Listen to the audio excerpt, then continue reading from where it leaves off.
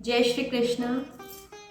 सुख के सब साथी दुख में न कोय, मेरे राम तेरा नाम एक साचा, दूजा न कोय।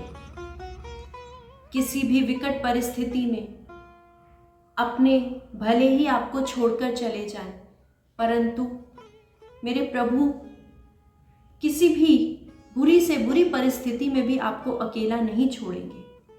इसी प्रकार एक व्यक्ति नित रोज प्रभु को महसूस करता था। वह रोज समुद्र की रेत पर टहलने के लिए जाता। वहां रोज उसे 4 पद चिन्ह दिखाई देते थे, अर्थात 4 पैरों के निशान दिखाई देते थे।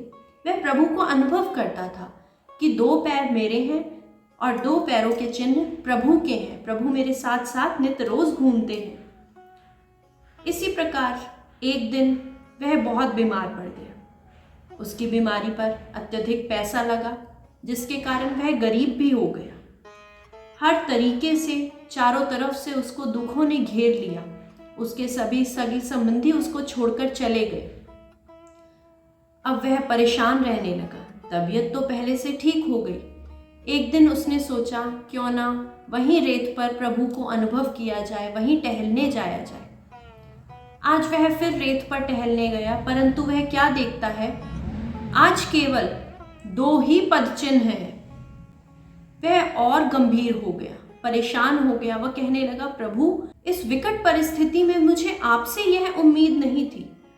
सबके सब लोग मुझे छोड़कर चले गए हैं, परंतु आज आप भी मुझे छोड़कर चले गए हैं। आज 2 ही पैरों के चिन्ह हैं, और अगर प्रभु आप मेरे साथ हैं, ये 2 पद चिन्ह आपके हैं, तो मेरे पैरों के चिन्ह कहाँ चले गए?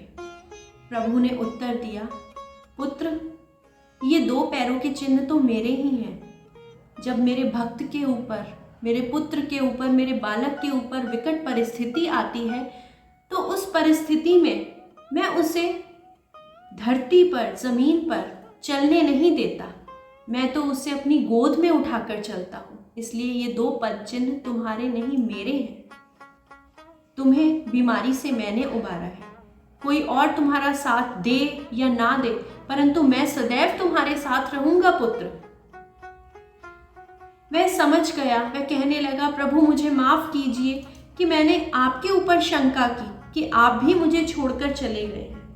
मैं नहीं जानता था कि इस परिस्थिति में कोई और मेरा साथ दे या ना दे, परंतु आप सदैव मेरे साथ रहेंगे। जब विकट परिस्थिति आती है ना, तो सच में हम जितना भी नाम भजते हैं, उस परिस्थिति में हम प्रभु से ज़्यादा सांसारिक लोगों पर विश्वास रखते हैं, उनकी आस में बैठते हैं, और जब वे छोड़कर हमें चले जाते हैं तो हमें अत्यधिक पीड़ा होती है। तो कहीं ना कहीं हमारे ही विश्वास में, हमारे ही भजन में कमी है।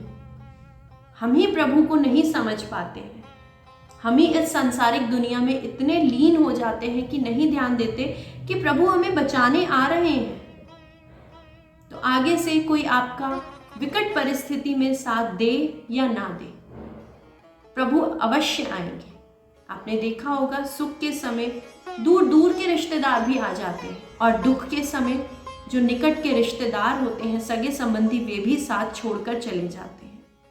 आजकल सबसे ज्यादा लोग यही सोचते हैं कि पता नहीं हमसे धन धान्य ले लेंगे हमारे विकट परिस्थिति में, परंतु अगर विकट परिस्थिति में आपके पास कोई खड़ा है ना, तो वह ही बहुत बड़ी बात है। इसलिए सांसारिक लोगों की आस छोड़ प्रभु नाम भजें।